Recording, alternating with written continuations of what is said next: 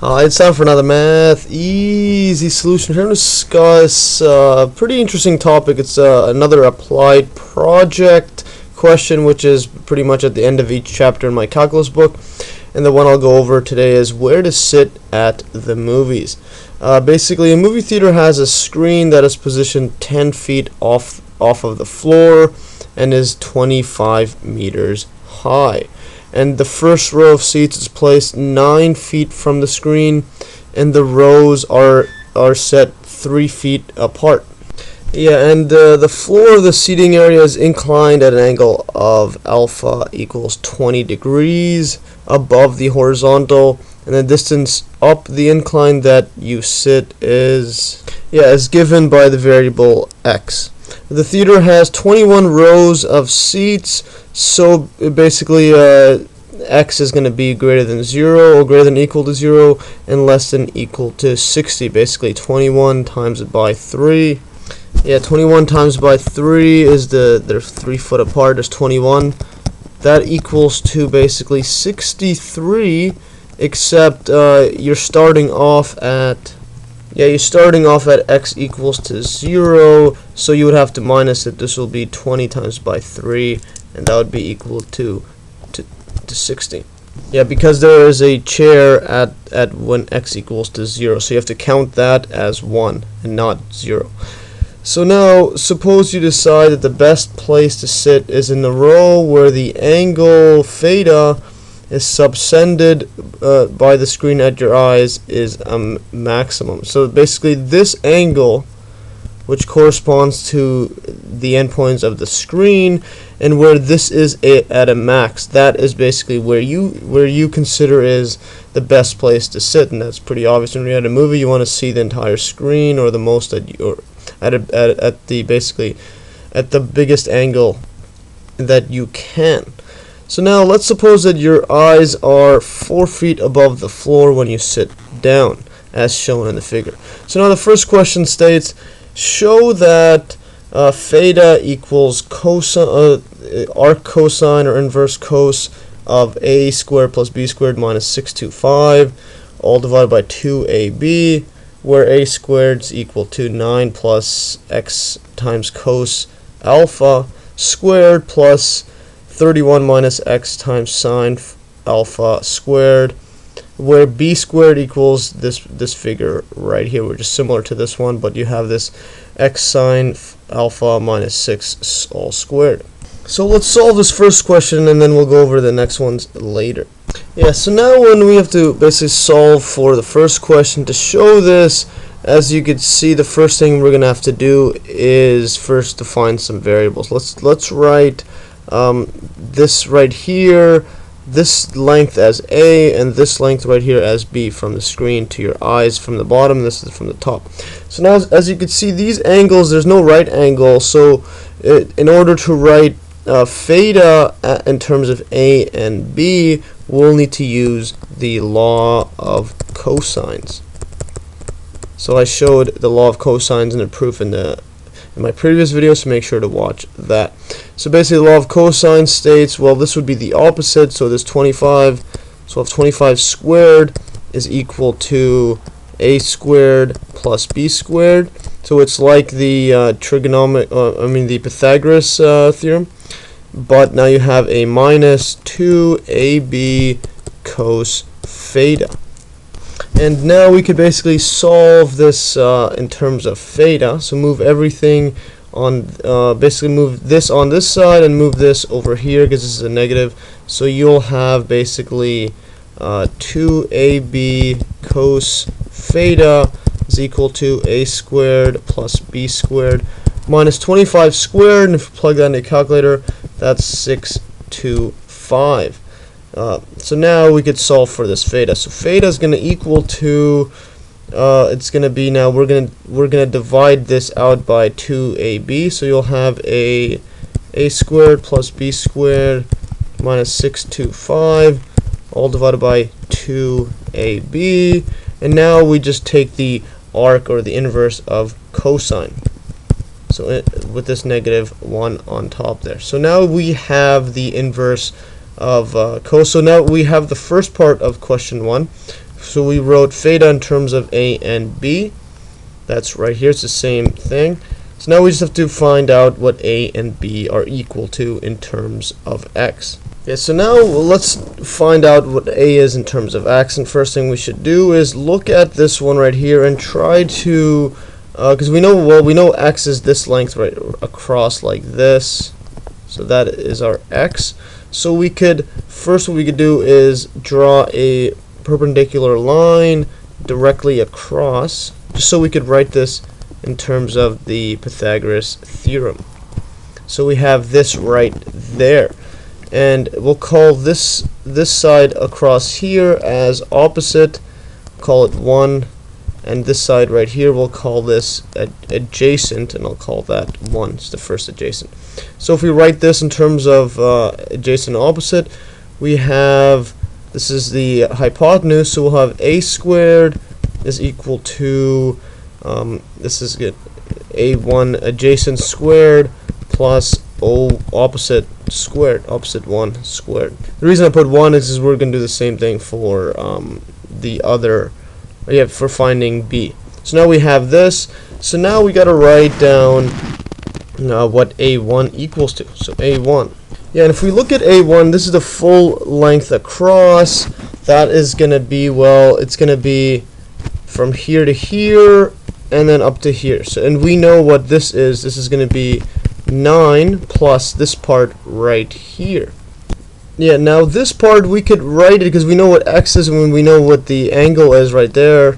So if we draw this like this, so at this side this is going to be, well, just cosine alpha and then times it by x.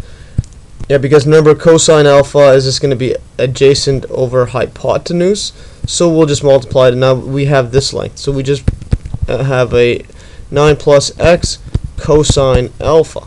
So we've solved for the first part. Now we got to get the opposite side right here, and that opposite side we'll call 01, or opposite 1.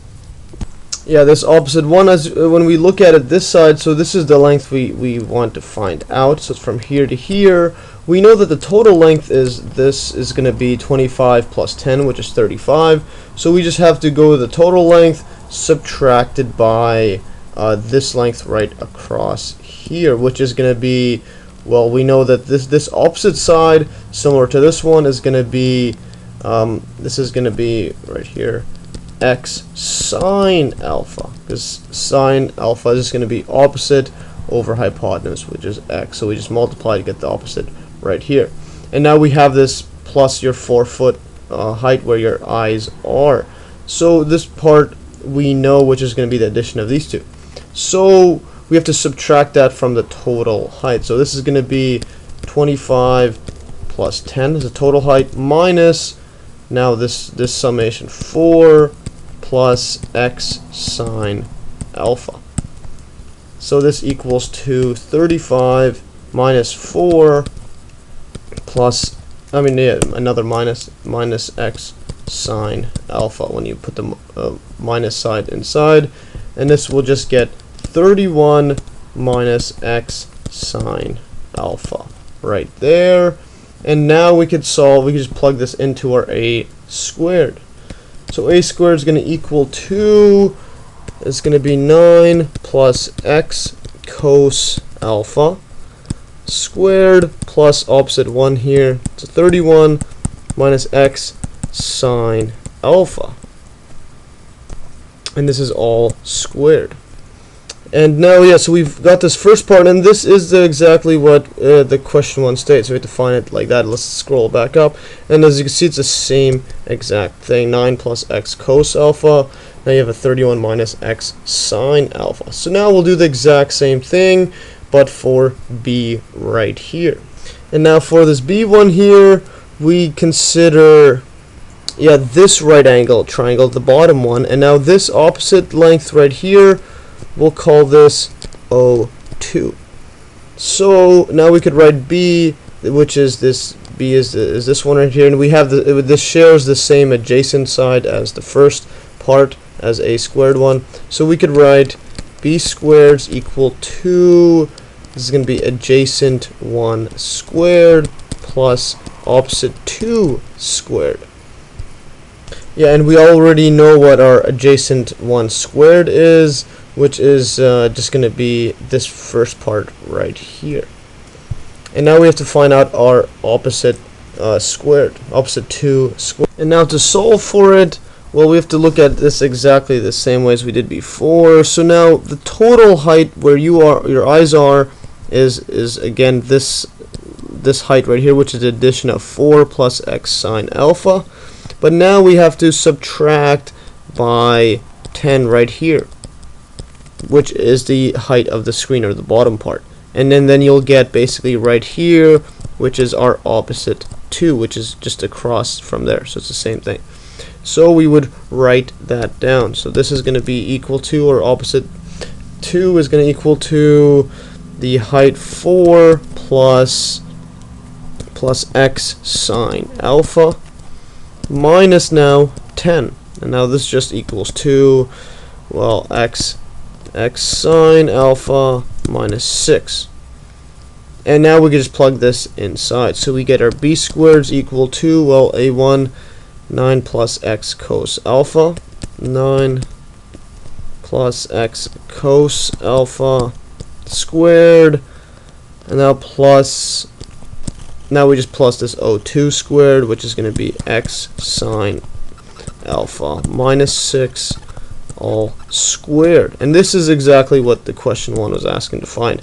So if we scroll back up, it's the same thing, 9 plus x cos alpha squared plus x sine alpha squared. Okay, now let's move on to question 2, which says use a graph of theta as a function of x to estimate the value that maximizes theta, or the value of x that maximizes theta, and in which row should you sit, and what is the viewing angle in this row. Yeah, so now for this question we have to graph it, but since it's really a really large equation, and I don't want to make a mistake typing into a graphing calculator, so I just used Excel right here because it's just easier to type it in. And I just made a table, and I've written down, well, Excel writes in radians instead of degrees, so I've made a table right here. And as you can see, this is the x feet all the way to 60, and now this is the a. So I did this separately, each variable, just to make it easier on the calculation, because as you can see over here, it's pretty big. So I just used the radians. So everything's written in radians here, except the final degrees and this question mark. This is just the inside of the theta function, which is the a squared plus b squared minus 625, etc. And then on this side I just use a degrees function and a cos, or the inverse cos, to find the degrees.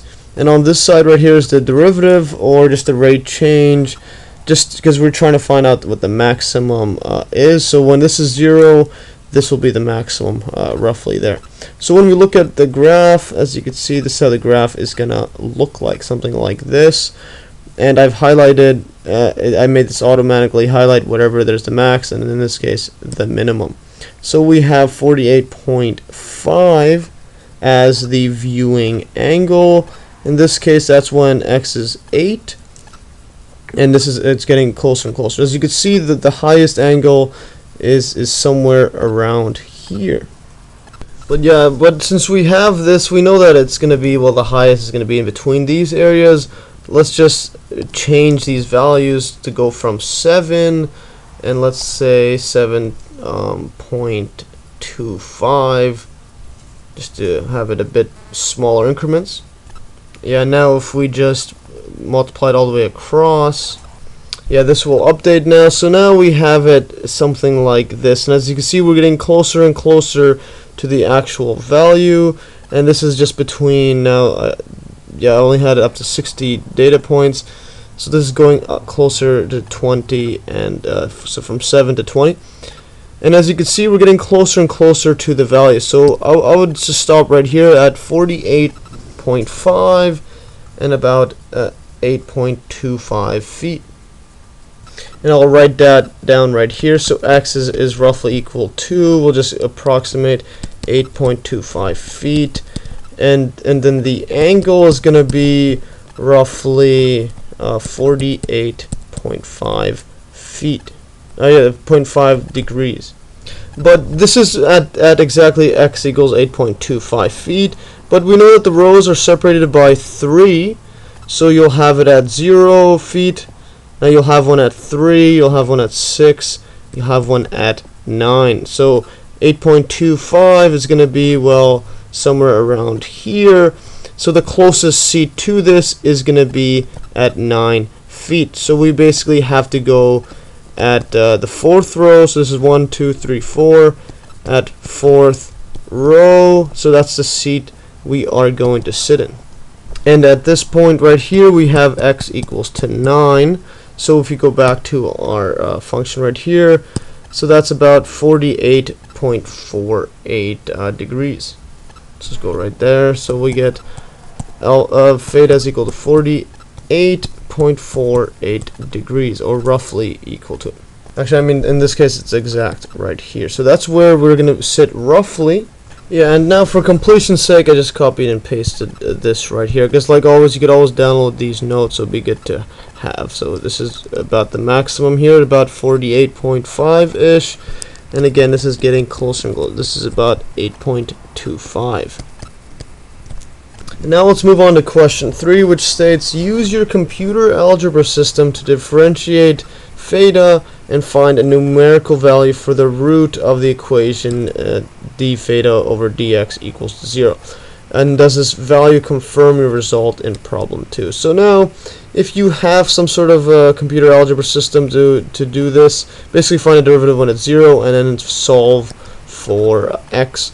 This is pretty complex equation to put into any random one online. I just couldn't find one that I liked, so I just used a free trial for the free trial on basically Texas Instruments free trial on their TI Inspire CAS, or Computer Algebra Systems software, which is pretty cool.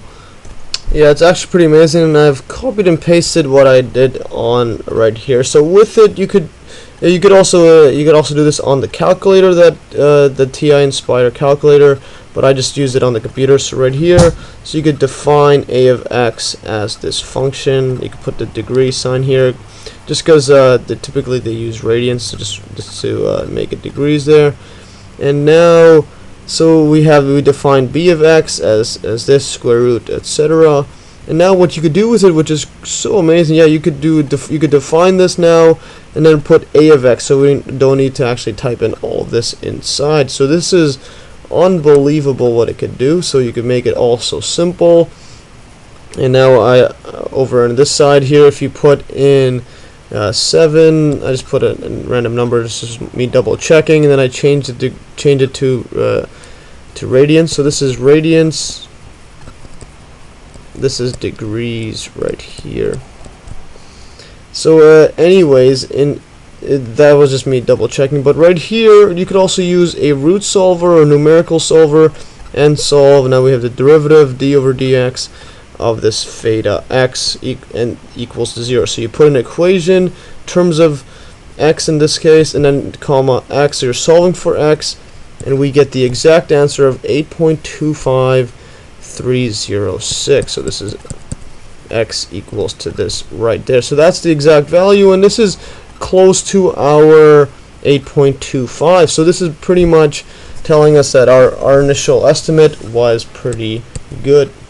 In fact, if you were to go use that same Excel sheet I had, and just change the variables to make it only in terms of 8.25, etc., then you'll find out that this is actually you'll get closer and closer to this answer. And yeah, I've put a link to the software as well. You'll have to download it as a free 30-day trial, but if you ever need to do something like this is unbelievably amazing what it could do. You could also do integrals and other stuff, and you could do it instead of just numerically, you could also do it symbolically, so it shows all the symbols and etc. So it's pretty cool. Yeah, and I just typed out right here, this confirms our results from problem 2. So now let's go to problem 4, the last question, which states, use the graph of theta to estimate the average value of theta on the interval then use your CAS or computer algebra system to compute the average value and compare with the maximum and minimum values of theta. So yeah, I just copy and pasted that same graph right here. Now if you want to estimate the average value, well, we look at this. As you can see, there's a bump right here, so this would kind of increase the average. I'll pick somewhere randomly like this. I'd say the average is somewhere there, and this is, I would just go and guess about 34 degrees right here, so somewhere around there. So it's about 34 degrees, and now it says, yeah, use our computer-assisted computer algebra system to compute the average and compare.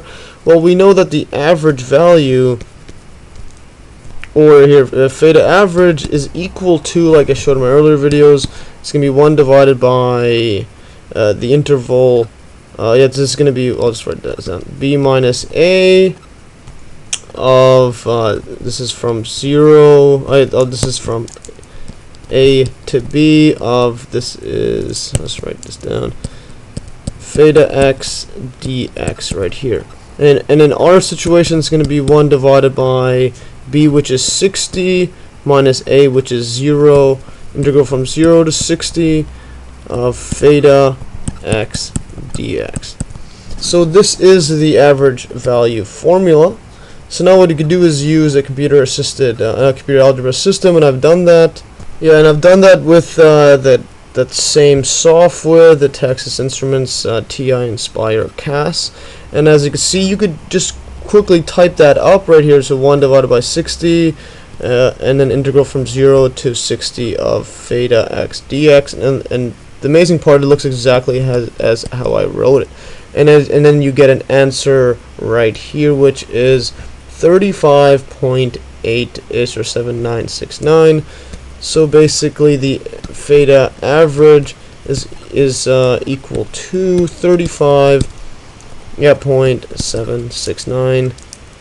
Yeah, 7969. I'll just go an average value. Is roughly equal to 35.8 degrees. And this is somewhat close to our guess of 34. So it's roughly close to 34. So we had a decent estimate right there. And now it says compare with the maximum and minimum values of theta right here. So the maximum value is we already know it's somewhere over here, and that maximum we've already solved it as, whoops, actually we didn't solve for the maximum. I forgot to plug that into this one right here, because it didn't ask us to do that for question 3. But what we could do is just go plug that in. So this is going to be our maximum x, which is 8.25306. So that's from this right here. So plug that in, and I've done that right here in Excel, because the function's already there. 8.25306, and we'll get basically 48.525. Yeah, so this equals to theta max equals to 48.525, and it keeps going on and on. And now to solve for the minimum, as you can see from the graph, it keeps getting lower and lower, so the minimum is going to be at this point, which is theta of 60. And I've plugged that in already here, so theta 60 is about 21.63, so theta minimum is about equal to 21.63 degrees. Again, this is in degrees. So as you can see, this is our average value is 35.8. So it's closer to, yeah, it's slightly closer to the max, but it's almost exactly in the middle of these two figures. So yeah, that's pretty much how it compares to it. Anyways, that is all for today. Hopefully you learned from this pretty extensive example on the applied project. I like doing these because they're just pretty interesting, and there's a lot of stuff you could figure out from this.